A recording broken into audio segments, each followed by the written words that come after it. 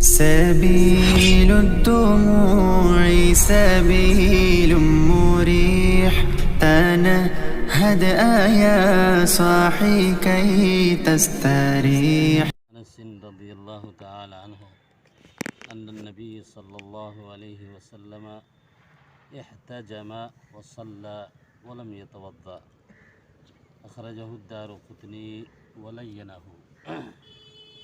حضرات، یہ حدیث جو آپ کے سامنے پڑھی گئی، اس کے راوی ہیں حضرت انس بن مالک رضی اللہ تعالیٰ عنہ. بیان کرتے ہیں کہ نبی کریم صلی اللہ علیہ وسلم نے پچھنا لگوایا، یعنی فاسد خون جسم سے نکلوایا، اور اس کے بعد آپ نے نماز پڑھی. ولم یتوضا، اور وضو نہیں کیا، یعنی پچھنا لگوانے کے بعد آپ نے وضو نہیں کیا اور اسی حالت میں آپ نے نماز پڑھی.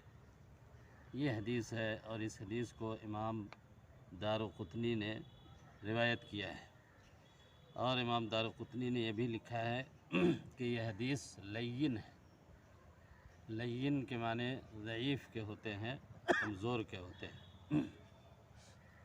بعض محدثین نے یہ وضاحت کی ہے کہ ضعیف حدیث اور لین حدیث میں فرق یہ ہے کہ ضعیف حدیث سے زیادہ قوی حدیث ہوتی ہے تو اس کو محدثین لین کہتے ہیں، یعنی جو حدیث صحیح اور حسن سے کم درجے کی ہو اور ضعیف سے اونچے درجے کی، تو اس حدیث کو محدثین کی اصطلاح میں لین کہا جاتا ہے.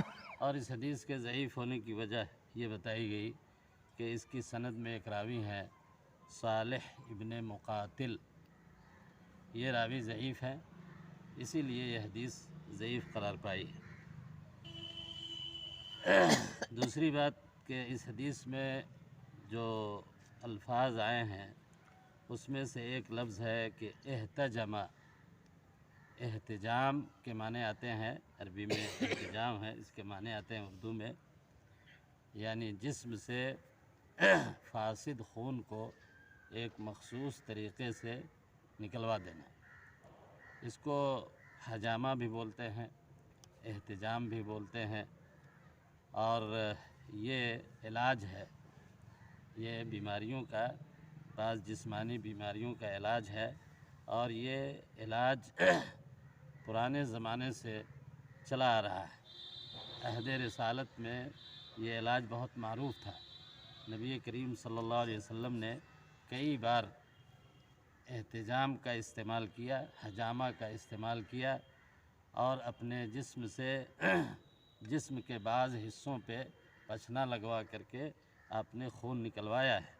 چنانچہ صحیح بخاری کے اندر ایک حدیث آتی ہے کہ ایک بار نبی کریم صلی اللہ علیہ وسلم نے اپنے سر کے پچھلے حصے پہ پچھنا لگوایا اور وہاں سے خون نکلوایا. محدثین نے یہ لکھا ہے کہ اس زمانے میں، نبی کریم صلی اللہ علیہ وسلم کے زمانے میں پچھنا لگانے کا جو طریقہ تھا وہ یہ تھا کہ ایک چھوٹا سا برتن ہوتا تھا، قارورہ یا بوتل جس کو کہہ لیجیے. اس قارورہ میں ایک پتلی سی نلی جو ہے نا اس کے منہ میں لگا دیتے تھے اور اس کو بند کر دیتے تھے، اور جسم پہ جہاں پہ درد ہے یا تکلیف ہے تو وہاں پہ چمڑے کو کاٹ دیتے تھے، ہے نا. اور کاٹنے کے بعد اس قارورہ سے، اس بوتل سے منہ لگا کر کے اس کی ساری ہوا کھینچ لیتے تھے. پھر وہ ہوا سے خالی ہو جاتی تھی بوتل، اور اس نلی کو اس حصے میں، جسم کے اس حصے میں چبھو دیتے تھے. اور چبھونے کے بعد وہ جو ہے خود بخود جو خون ہوتا تھا وہ آہستہ آہستہ بوتل میں بھر جاتا تھا، اور وہ جب بھر جاتا تھا خود ہی جو ہے وہ جسم سے الگ ہو جاتا تھا. یہ حجامہ کا طریقہ تھا پرانے زمانے میں، اور رسول اللہ صلی اللہ علیہ وسلم کے زمانے میں بھی یہی طریقہ تھا.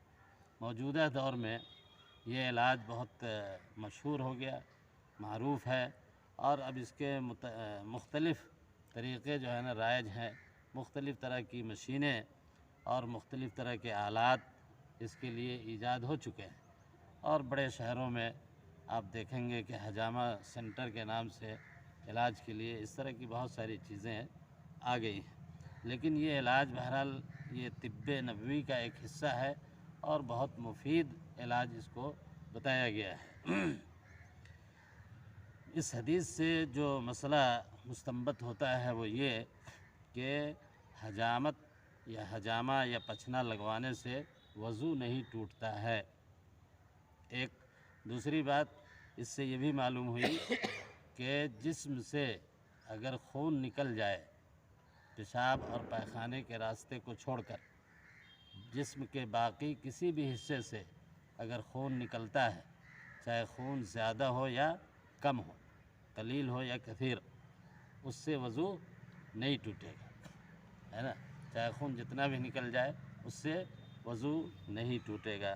تیسری بات اس حدیث سے یہ معلوم ہوئی کہ موجودہ دور میں اگر کوئی شخص وضو کرنے کے بعد، ہے نا، جسم سے خون نکلواتا ہے، چاہے وہ ٹیسٹ کے لیے ہو یا آپریشن کے ذریعے جسم کے کسی حصے کا آپریشن کیا جائے اور اس میں اس کے جسم سے بہت سارا خون نکل جائے، یا عورت کی جو ہے نا ڈیلیوری ہے آپریشن کے ذریعے کی جائے وضو کے بعد، تو اگر اس سے جسم سے خون نکل جاتا ہے اور وضو نہیں ٹوٹتا ہے تو اسی وضو پہ آدمی بعد میں نماز پڑھے گا، یہ چیز ناقض وضو نہیں ہے۔ اور اسی لیے حافظ ابن حجر رحمۃ اللہ علیہ نے اس حدیث کو باب و نواقض الوضو میں بیان کیا ہے، یہ بتانے کے لیے کہ یہ حجامہ جو ہے یہ ناقض وضو چیز نہیں ہے، اس سے وضو نہیں ٹوٹتا ہے۔ اور آخری بات یہ ہے کہ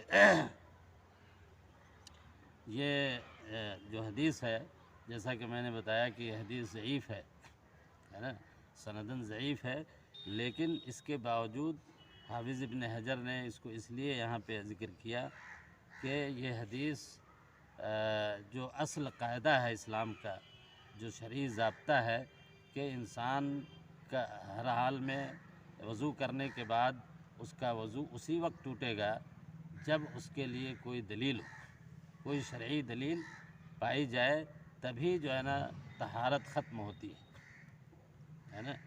اور یہ جو عمل ہے احتجام کا، تو اس سلسلے میں نبی کریم صلی اللہ علیہ وسلم کے بارے میں بہت ساری روایتوں میں آیا ہے کہ آپ نے پچھنا لگوایا، اور عہد رسالت کے بعد عہد صحابہ میں بھی صحابہ نے پچھنا لگوایا، لیکن کہیں بھی یہ ذکر نہیں ہے کہ اس عمل کے بعد وضو کیا ہو یا وضو کو ضروری بتایا گیا ہو، ہے نا۔